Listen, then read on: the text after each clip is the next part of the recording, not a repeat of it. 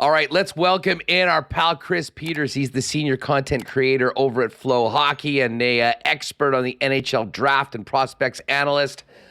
Peters, what's going on, man? We finally know how the ping pong balls have gone, and the Blackhawks are on the clock for Connor Bedard. Holy smokes! I mean, what a shocker! What a weird night it was. And Hustler, it's great to be back with you. It's always fun to do the show. But I mean, watching, the draft lottery, I have no dog in the race. Like, true, full disclosure, I grew up a Blackhawks fan. I grew up in Chicago, wearing a White Sox hat, the Chicago Stadium behind me. I definitely, but like since I started in hockey, the fandom kind of subsides, and especially. But I'm watching the draft lottery not with nervousness for the Blackhawks or anything else, but just plain nerves. It's a kind of a dramatic thing, and then we have our little flub in the middle with the Blue Jackets. So did they get the pick? Did they not? All this other stuff that happened, and then it ends with the Chicago Blackhawks, which I think the entire league.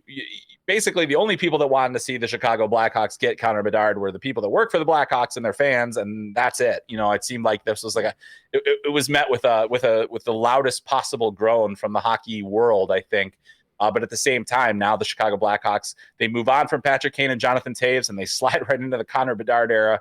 You can't get luckier than that, I don't think. No, there's no doubt about that, and I'll add the NHL head office to this. I mean, I really think that it would have been an abject disaster if the Coyotes had gotten Connor Bedard. I mean, having this young superstar playing in his 4,000-seat rink, albeit in although it might have made the franchise a lot more valuable to potentially move it. I guess that's one thing.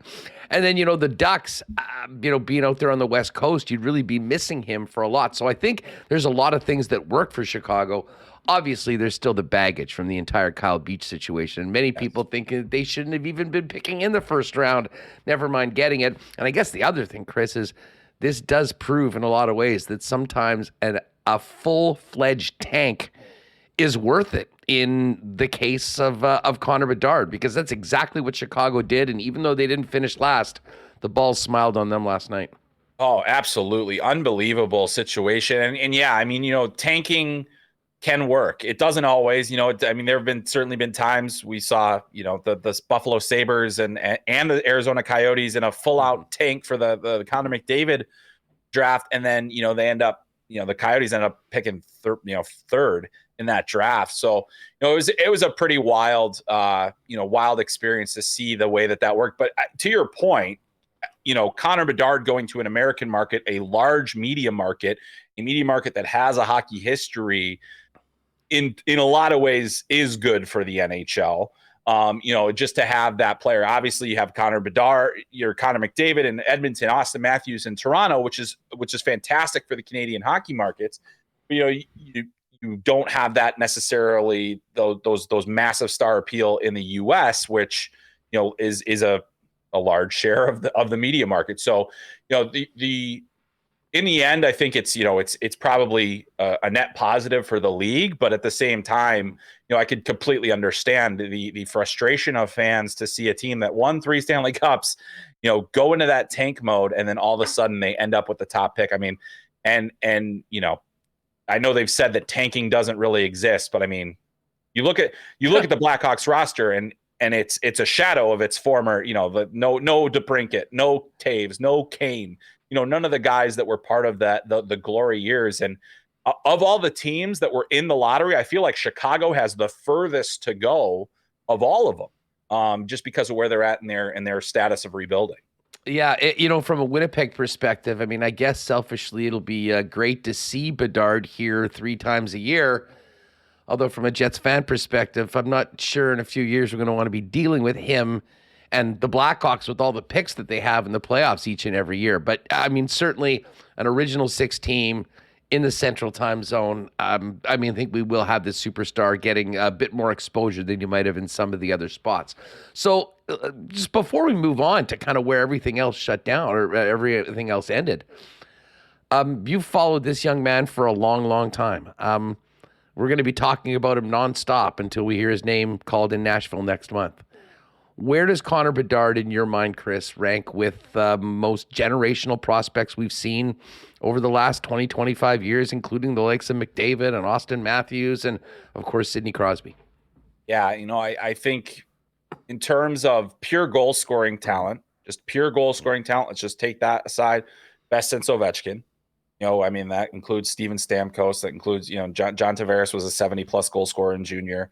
We've seen guys like Cole Caulfield scored 70 goals. I mean, these are the players. So I mean, that's a long term. You look at Alex Ovechkin in the almost 10 or 20 years since he was drafted, and we're talking that's the level of goal scoring ability that I think Connor Bedard has. In terms of overall game, I don't think that we can compare him favorably to Connor McDavid. I mean, I think part of the video package said he skates like McDavid, shoots like Matthews. He doesn't skate like McDavid. Nobody in the world does. And so, but he does. He has so many tools. So I think that there's a really good case for him to be the best since McDavid.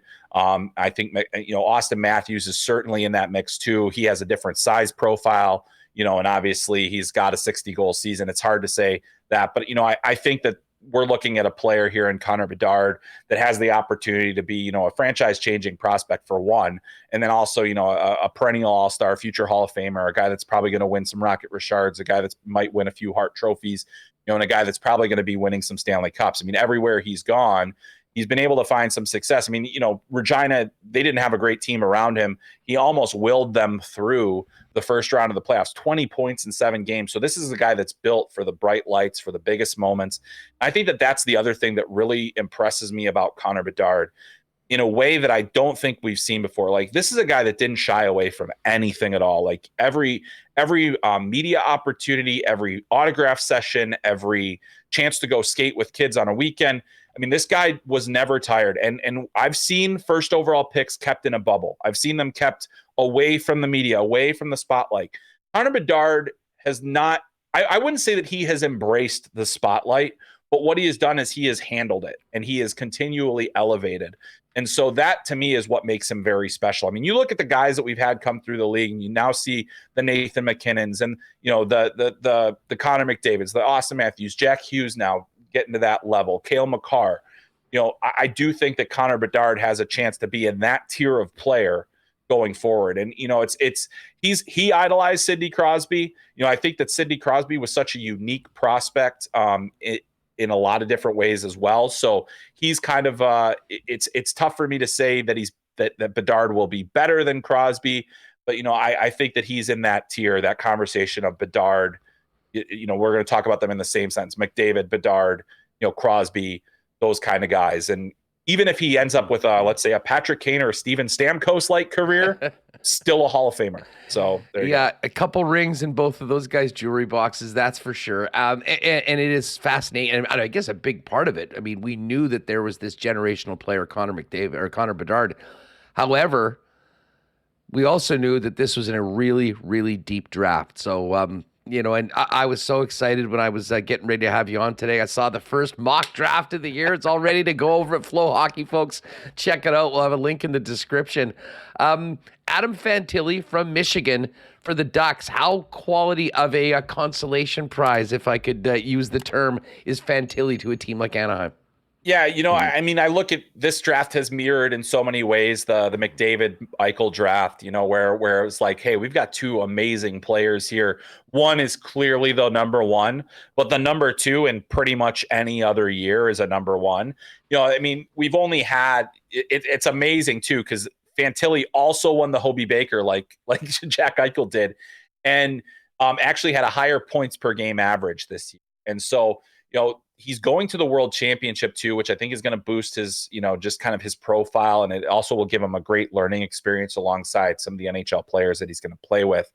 But, I think that I've been saying it all year, like, he's not a consolation prize. He is a franchise centerpiece, and that's what I think he can be. If there's a difference between, there are a number of differences between the players, obviously. I mean, you've got a different size profile with Adam Fantilli. He's fast, he is physical, he plays mean, and then he's got that skill. I think there's probably a gap in the hockey sense department between the 2 players, which is another separating factor for Connor, who doesn't have the size, but he has that offensive sense and all those different things. But I mean, watching Adam Fantilli grow over the last 3 years, played in the USHL with the Chicago Steel, and then moved to Michigan. We've seen that progression with him too. And to the point where he became a dominant player, an unstoppable player in college hockey, and success at the level that he's had it at the college level is not, it doesn't guarantee him NHL success, but the guys that are in that category have, Kyle Connor is one of them, that they've had a high level of NHL success. I fully believe that Adam Fantilli can be a number one center in the NHL, at worst a number two, but I really think that he's got the potential to be a play driving first line center. And that's, for the Ducks, another centerpiece for them in a host of young talent that have high end skill. Chris, the Blue Jackets got the bad news a little early from Kevin Weeks. They are picking third. And, in your draft, in your mock, you've got them taking Matvei Michkov, who is less of a household name than the other two. Certainly Bedard could potentially be a talent that rivals Bedard, depending on who you talk to, but it's a very different situation with the Russian. Your thoughts quickly on why you pegged him in at 3, but also the prospect he is, but the risks that come with taking a player like that and the weight. Yeah, I mean, it's certainly speculative, but I think it's based on the fact that Jarmo Kekalainen has never shied away from risk and never shied away from going outside of the box. And the issue here is that I think Matvei Michkov, coming into this season, we were talking about him in the same sentence as Connor Bedard. I mean, we've seen these two guys go head to head before, even 2 years ago at the Under-18 World Championship when they were both underage players, and that allowed us to see them up close. And really the trajectory has been similar. The difference is that Michkov is playing in Russia. He's playing in the KHL. He's playing with and against men. And then he had a really great season once he was loaned out from SKA to HK Sochi. I think he has the potential to be one of those franchise-changing, franchise-altering players. That's how good of a player I think he is.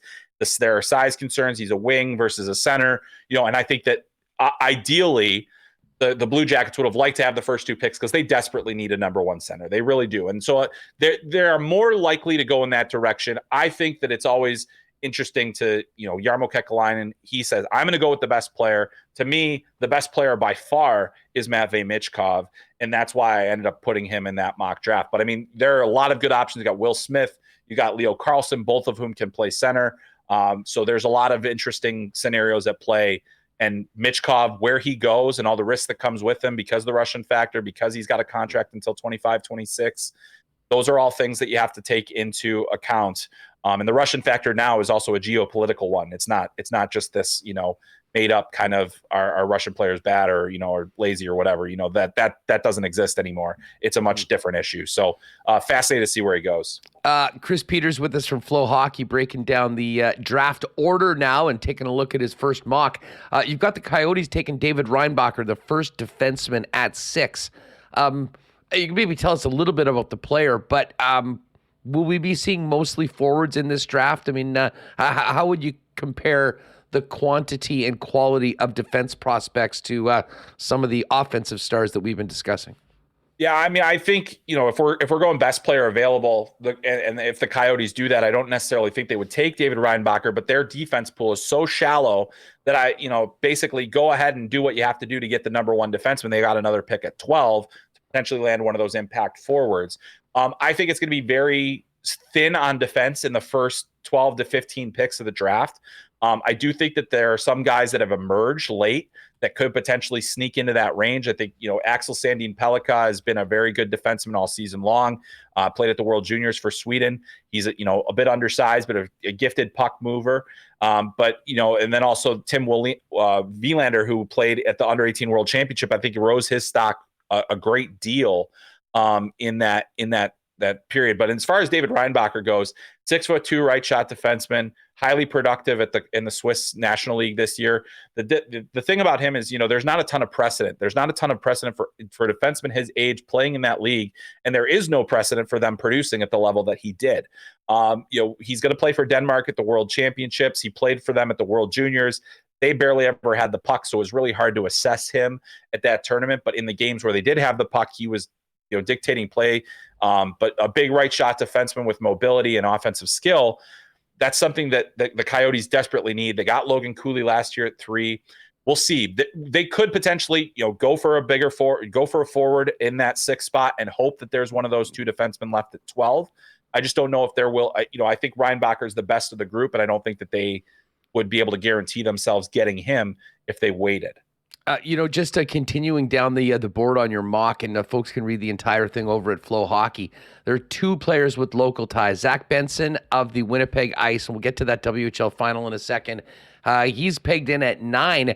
And then Nate Danielson, who I think is less familiar to a lot of people, at least in the Winnipeg area, who started with the Brandon Wheat Kings, is also a top 10 pick. Just a quick comment on those two young men that see themselves pegged in the top 10. Yeah, it's a great year for the WHL draft wise, and I think these two players have risen, throughout the year. I think to me, Zach Benson is I would have him in my draft rankings. He would be higher than 9. But in a mock draft, that's not what we're doing. We're trying to see where they would go. I think that the size issue for him is one of the things that's only holding him back. And that to me, other than that, that's really the only thing. Because I his skating is fine. It's not amazing, but his compete level is incredibly high. His defensive stick is as good as any forward in this draft. I think he strips guys off pucks regularly, transitions immediately to offense, which I think is he's just always a threat with the puck. High production level. Just love the motor that he plays with, and I think that he's got a chance to be a really good, top 6 kind of forward for a team. Nate Danielson has kind of been his draft stock has fluctuated throughout the year. I think he's a really good scorer. He's got some good offensive capabilities. There's two-way skill there. He has size, good skating ability. I mean, he checks a lot of the boxes. He doesn't get you excited in any one thing. But, in that top 10 range, there's a lot of forwards that have, this tool or that tool. I think he has a combination of tools that allow him to be a really good all-around player, which is why, I think there's a potential that with the way that the draft board fell, he has a chance to go pretty high. But yeah, I mean, there's a lot of fascinating centers and guys, are they centers? Are they wings? Those kind of things. I think there's no doubt that Nate Danielson's a center to me. And that's why I think he slots in very favorably in this draft.